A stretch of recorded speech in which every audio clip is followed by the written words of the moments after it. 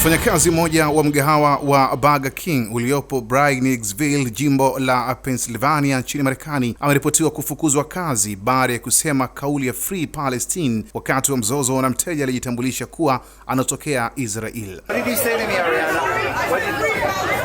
Kwa mujibu wa taarifa hizo, mteja huyo alirekodi tukio hilo kwa simu yake, akadai kurejeshewa fedha alizolipa na baadaye kusambaza video hiyo kwenye mitandao ya kijamii. Mfanyakazi huyo anayefahamika kwa jina la Ari amesema baada ya tukio hilo alifukuzwa kazi na kuanzisha kampeni ya GoFundMe ili kupata msaada kugharamia kodi ya nyumba, bili na mahitaji mengine ya msingi, wakati akiendelea kutafuta ajira nyingine. Ndani ya siku chache zaidi ya watu 3,000 walikuwa wametoa michango iliyozidi dola 100 za Marekani, sawa na shilingi milioni 264 za Kitanzania, hatua ambayo imeelezwa na wengi ni ishara ya mshikamano kutoka kwa watu waliomuunga mkono. Ari amesema hakukusudia kumchokoza wala kumbagua mteja huyo, bali alikuwa akieleza msimamo wake wa kuunga mkono uhuru wa Palestina. Mwana wa Maalim Mashi, Kishki TV.